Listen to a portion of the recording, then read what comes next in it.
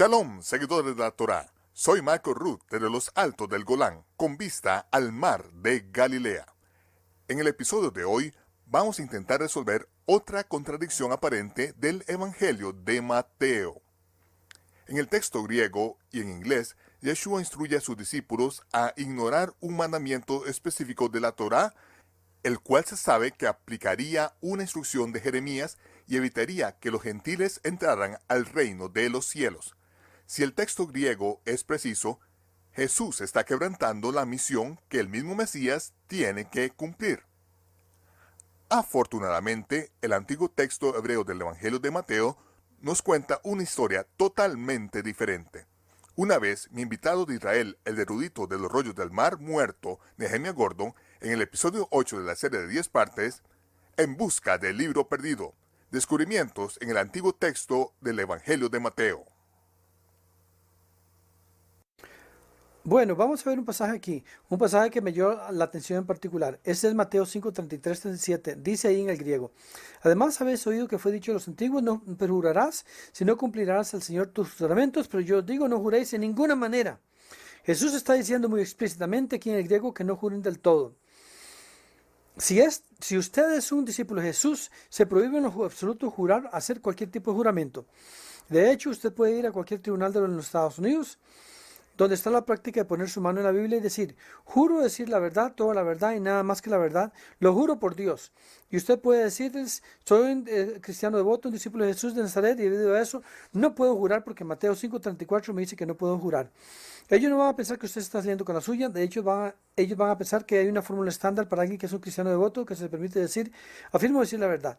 Y nadie va a creer que usted se está saliendo con la suya o mintiendo, porque es un asunto estándar que en realidad muchos cristianos devotos hacen. Ellos no van a jurar porque Jesús dijo: no juréis en ninguna manera. Él continúa: no faltes a tus juramentos y no cumple con tus promesas al Señor. Pero yo les digo, no juren de ningún modo, ni por el cielo, porque es el trono de Dios, ni por la tierra, porque se estrado sus pies, ni por Jerusalén, porque es la ciudad del gran rey. Tampoco jures por tu cabeza, porque no puedes hacer que uno solo de tus cabellos se vuelvan blanco o negro.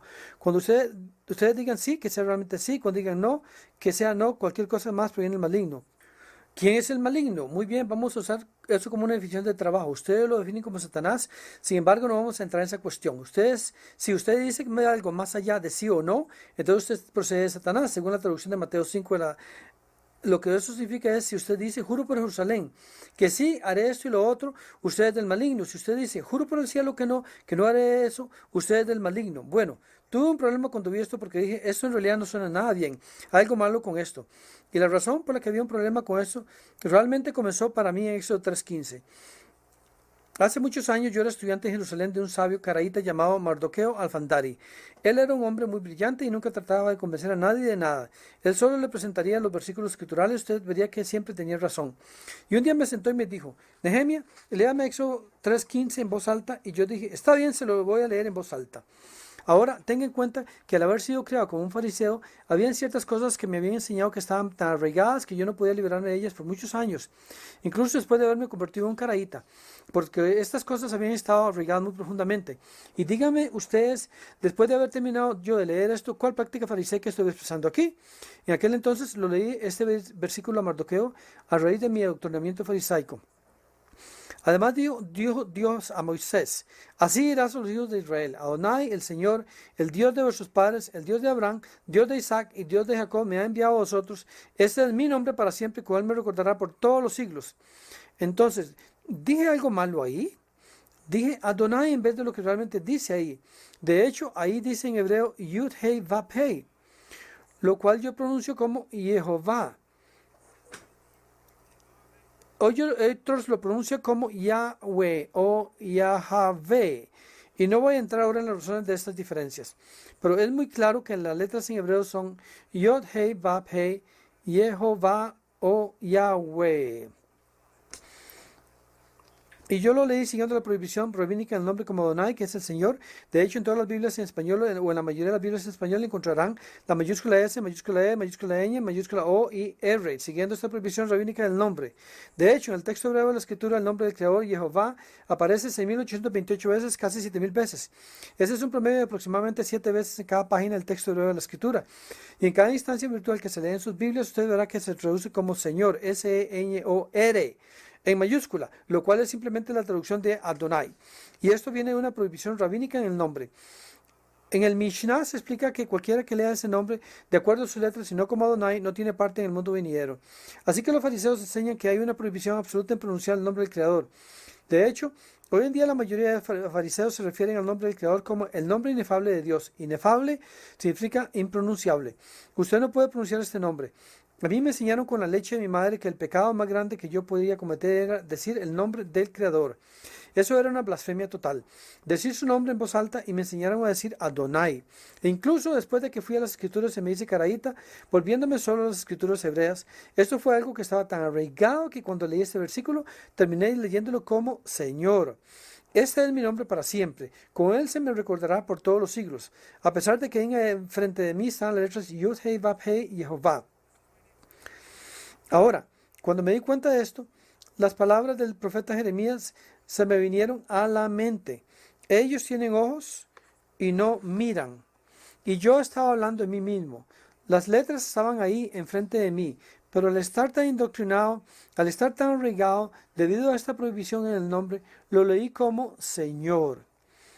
Ahora, ¿qué pasa con el final de este versículo? Éxodo 3:15 continúa diciendo, este es mi nombre para siempre, con él se me recordará por todos los siglos.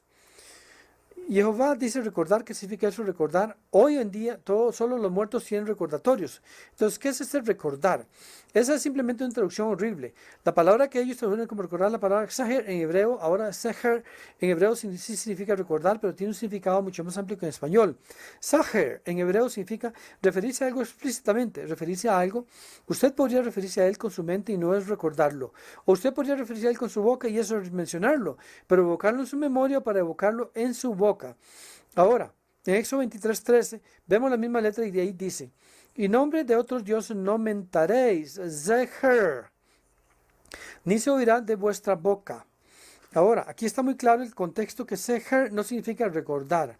No le está diciendo no recuerde a Ishtar, le está diciendo no mencione a Ishtar, lo cual acabo de hacer ahora como para propósitos educativos. Está muy claro el contexto que no debe ser escuchado a su boca. Usted no debe mencionarlo, ni siquiera mencionar el nombre de los dioses paganos. Y cuando usted está hablando del Dios de Israel, lo que está diciendo es, con él se me recordará Seher, mencionar por todos los siglos.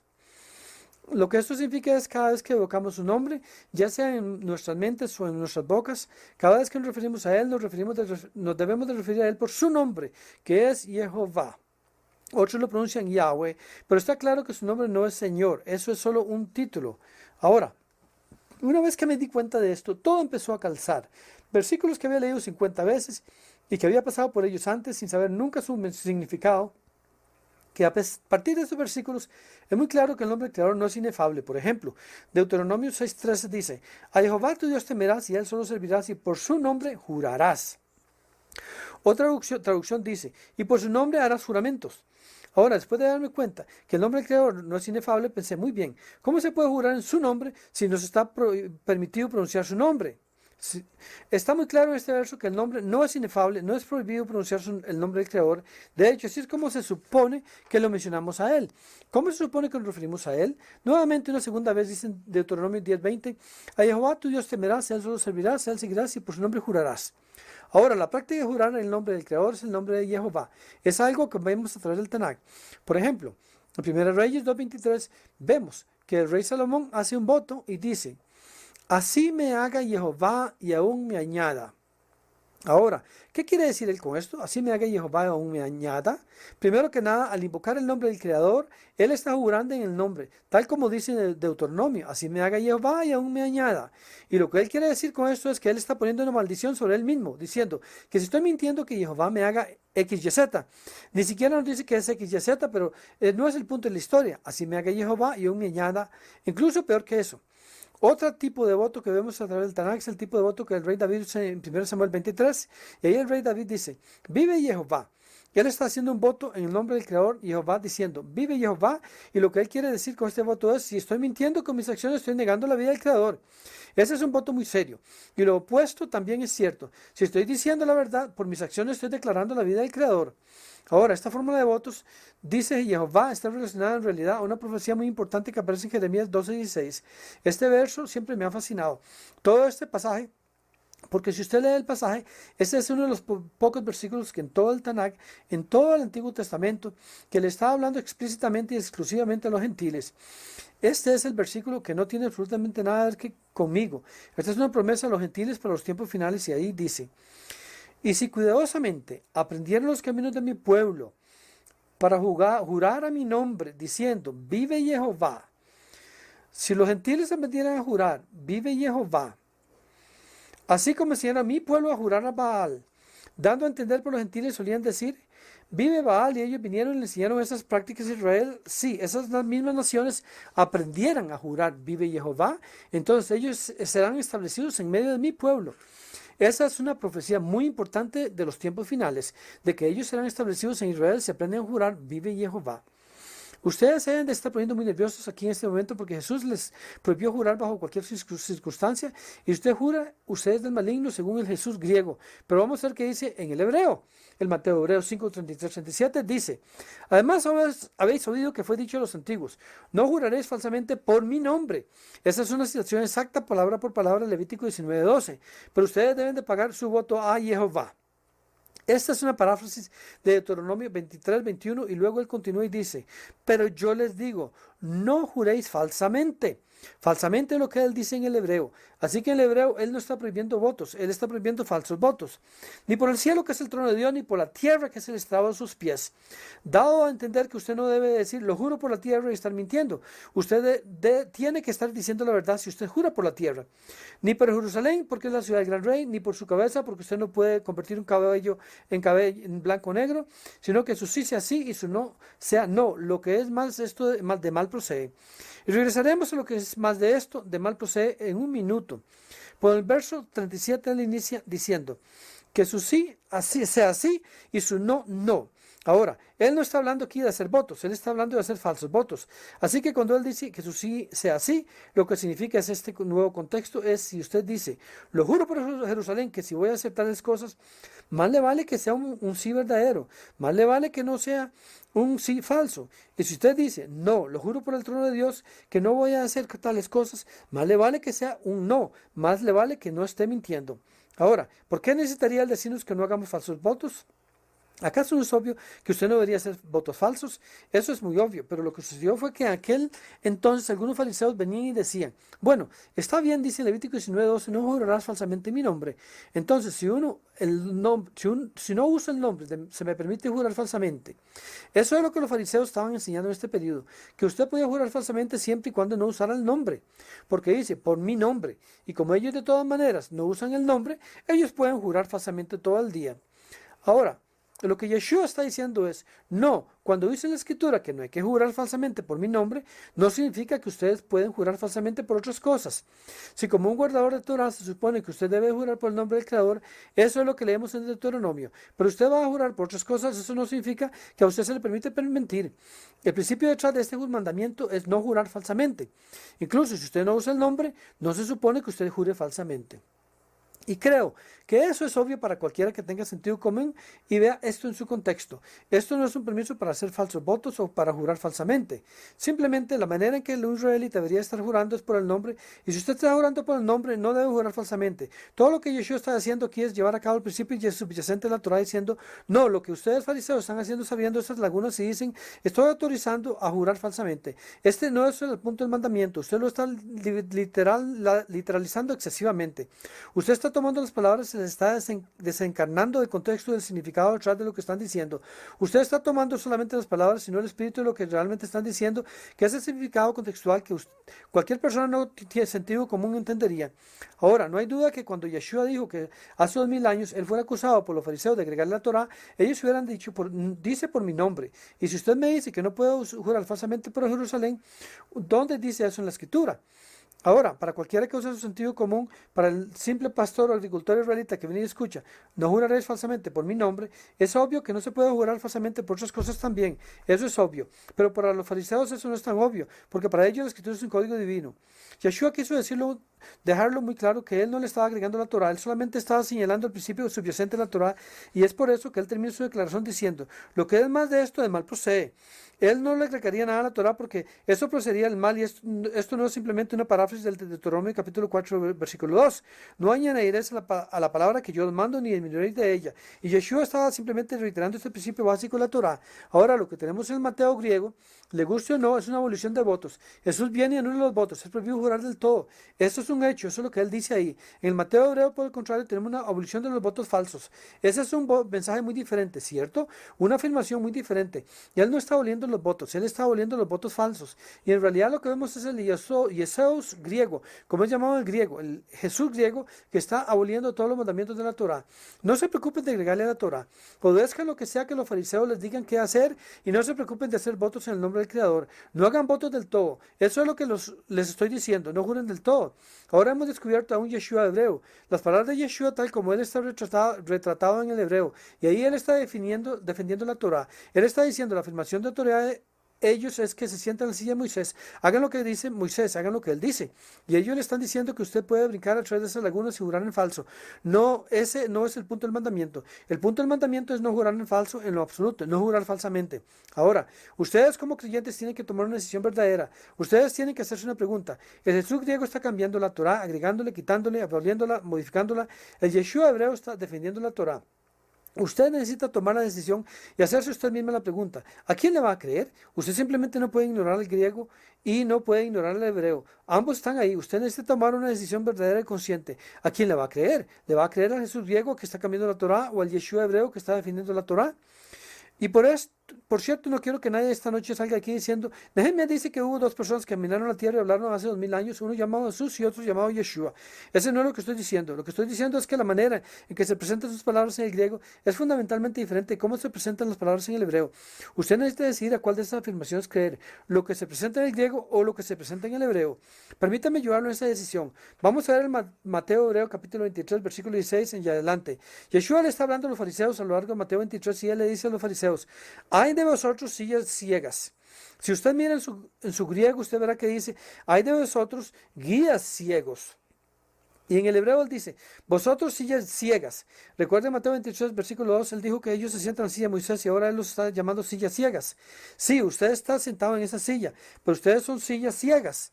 Hay de vosotros sillas ciegas, que decís, si alguno jura por el templo no es nada. ¿Le suena a su familiar? Jurar por el santuario no es nada. En otras palabras, si usted dice, lo juro por el templo de Jerusalén, usted tiene permiso de mentir porque usted no ha usado el nombre. Hay de vosotros sillas ciegas que decís, si alguno jura por el templo no es nada, pero si alguno jura por el oro del templo es deudor. Dando a entender que si usted hace un voto de atraer algo al templo, entonces usted tiene que pagarlo. Bueno, eso es muy conveniente, ¿cierto? Necios y ciegos, porque ¿cuál es la mayor, la ofrenda o el altar que santifica la ofrenda? Y ustedes dicen que aquel que jura por el altar no es nada, pero aquel que jura por traer un sacrificio debe de darlo. Dando a entender, lo juro por el altar en Jerusalén. Entonces usted tiene permiso para mentir porque usted no ha usado el nombre. Pero si usted juró traer una oveja al altar, entonces usted tiene que darlo, porque algunos de los sacerdotes eran fariseos y los fariseos tienen que comer. Así que esta es una simple consideración económica. ¿Cuál es mayor, el sacrificio o el altar del santuario del sacrificio? Y creo que es el siguiente versículo, el versículo 20, es en verdad el versículo decisivo. Ahí él dice, pues el que jura por el altar, jura por él y por todo lo que está sobre él. Así que aquí él está en realidad defendiendo los votos. Ahora, ¿qué pasó con si usted me hace un voto de cualquier cosa, usted es el maligno? Eso no está aquí del todo. Eso no está reflejado del todo. Él está diciendo que si usted hace un voto, usted debe de mantener ese voto. No debe jurar en falso. Ahora, la razón por la que esto es tan importante es porque el griego, en el mismo verso del Mateo griego, él dice, pues el que jura por el altar, jura por él y por lo que está sobre él. En otras palabras, en el griego, él está diciendo exactamente lo mismo que él está diciendo en el hebreo, en este versículo en particular. Él está defendiendo los votos. Esto quiere decir que en Mateo 23, 16, 20, en el griego y en el hebreo, Yeshua está diciendo no a los falsos votos, sí a los votos verdaderos. Bueno, ¿qué pasó entonces con cualquiera que jure es de Satanás? Eso no está siendo reflejado ni siquiera aquí en el griego. Entonces, vamos a resumir lo que tenemos aquí. En contra de los votos tenemos el Mateo griego 5. Y por cierto, el Santiago en Santiago griego 5:12, que es una paráfrasis de Mateo griego 5. A favor de los votos tenemos la Torá. Eso es muy significativo. Tenemos Jeremías 2:16, Mateo hebreo 5, Mateo hebreo 23, incluso el Mateo griego 23. Así que lo que ustedes pueden ver es que el hebreo es consistente consigo mismo y es consistente con la Torá. Está en contra de votos falsos y a favor de votos verdaderos, mientras que el griego no es consistente consigo mismo. En Mateo 5 él está en contra de todos los votos y en Mateo 23 él está defendiendo los votos. Por lo tanto, el griego ni siquiera es consistente internamente. Y usted necesita tomar una decisión. ¿A quién le va a creer? ¿Al Yeshua hebreo? ¿O como las palabras son representadas en el hebreo al Jesús griego? ¿La manera en que él es representado en el griego? Ahora, todo lo que he hablado hasta ahora se describe con mayor detalle en mi libro, el Yeshua hebreo frente al Jesús griego. Ahora, ustedes entienden el título. La manera es como las palabras de él se presentan en el hebreo es diferente de cómo se presentan en el griego. Ahora, quiero hablar de unas cosas que no se discuten en el libro, pero van a discutirse en mi próximo libro, el cual estoy escribiendo en este momento. Y lo primero que quiero hablar del respecto son los manuscritos del Mateo hebreo de Shem Tov. Una de las cosas que encontramos es que el Mateo hebreo se publicó en 1987 junto con la traducción en inglés, y cuando fue publicado, se publicó basado en 9 manuscritos. Y los 9 manuscritos se encuentran que con el tiempo los manuscritos pasan a través de un proceso llamado asimilación al griego. Y lo que eso significa es que inicia muy diferente del griego. Y con el tiempo un escriba hebreo viene y dice: espera un minuto, ese no es lo que se supone que debe decir en el hebreo. Ese no es lo que se supone que dice Mateo. ¿Y por qué dice eso? Porque él ha leído el griego. Y lo que él termina diciendo es cambiar el hebreo para que concuerde con el griego. Entonces, por ejemplo, en Mateo hebreo 5:34 vimos la oración que tiene sentido de las palabras originales de Yeshua fueron: pero yo os digo, no juréis en ninguna manera falsamente. Bueno, algunos escribas hebreos vinieron y cuando estaban copiando algunos de los manuscritos dijeron: espere un momento, sé que no dice falsamente en el griego, y lo que ellos hicieron fue que borraron esta palabra y ustedes terminan con el texto griego en el hebreo, pero yo os digo, no juréis en ninguna manera, lo cual no tiene sentido. Ahora, la razón por la cual esto es importante es porque de los 9 manuscritos que fueron publicados, 2 de esos son muy similares a las palabras hebreas originales de Yeshua, dando a entender que cuando usted las compara sistemáticamente con el griego, usted encuentra muchas diferencias, y cuando el griego no tiene sentido, el hebreo sí lo tiene. Pero los otros manuscritos que fueron publicados han sido altamente asimilados al griego, lo que significa que en muchos lugares, no siempre, pero en muchos lugares donde las palabras hebreas originales tenían sentido y eran diferentes del griego, estos otros 7 manuscritos han sido adaptadas y modificadas y asimiladas para que coincida con el griego. Y de estos 9 manuscritos, estos 2, el que está en la Biblioteca Británica y el otro que fue designado el manuscrito C, son en realidad los 2 manuscritos más importantes. Y todas estas pepitas de verdad y de información que estamos encontrando aparecen consistentemente en estos manuscritos. En los otros manuscritos se presentan al azar. Algunas veces han sido modificados, algunas veces no. Lo que eso significa es que de los 9 manuscritos, 2 son en realidad los más importantes. ¿Por qué es esto importante? Porque hay más de 9 manuscritos. De ahí mi investigación preliminar ha sido capaz de encontrar que al menos hay 23 manuscritos del Mateo hebreo de Shem Tov, y estos son en realidad asignaciones específicas de manuscritos de todo el mundo. Por ejemplo, usted puede ir a London, a la biblioteca de Montefiore, y pida ver el manuscrito número 286. Ese es un manuscrito del Mateo hebreo de Shem Tov, y estos otros 14 manuscritos nunca han sido publicados.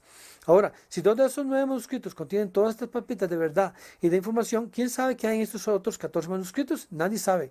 No han sido estudiados, y hasta que sean publicados no sabremos qué información saldrá de estos manuscritos.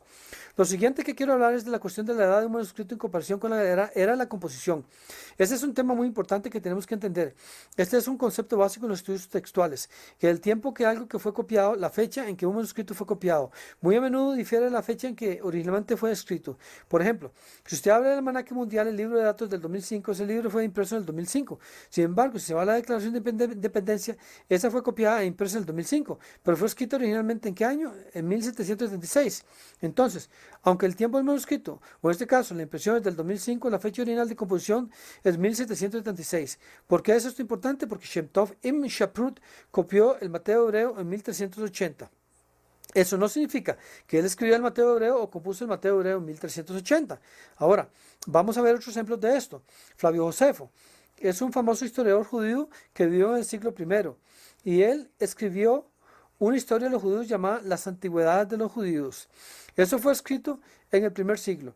Sin embargo, nuestro manuscrito completo más antiguo de Las Antigüedades de los Judíos es tan solo del siglo X, 900 años después de haber escrito su libro original. El libro original, escrito por la mano de Josefo, desapareció hace más de 1000 años. Y la razón de eso es que los manuscritos muy a menudo no duraban más de esos cientos de años. Y si no son copiados y se hacen copias de esas copias y copias de esas copias, entonces el libro no sobreviviría. Y en este caso el manuscrito más antiguo de Antigüedad de los Judíos del siglo X, a pesar de que nadie en el mundo niega que este libro fuera escrito en el siglo I. Este es otro ejemplo interesante. El manuscrito completo más antiguo de Isaías es del siglo I antes de la era común de los rollos del Mar Muerto. Sin embargo, Isaías escribió su libro y profetizó 700 años antes. El libro original escrito por Isaías desapareció hace mucho tiempo. Desapareció hace más de 2000 años. Nuestra copia completa más antigua es de tan solo 700 años después de que Isaías escribió su libro. Y la importancia de esto es que a pesar de que Shem Tov Im Shaprut copió el Mateo hebreo 1380, la evidencia lingüística y textual prueba de que es mucho más antigua de 1380 y en muchos casos más original que la versión griega. En el curso de nuestros 2 episodios finales, voy a presentar algunas de las palabras más profundas que se hayan dicho alguna vez en el planeta Tierra. No se pierda los últimos 2 episodios del gran final de nuestra serie de 10 partes en busca del libro perdido. Descubrimientos en el antiguo texto hebreo del Evangelio de Mateo. Soy Michael Root, en la Galilea, deseándoles Shalom, paz, y nos vemos cuando se despeje el humo.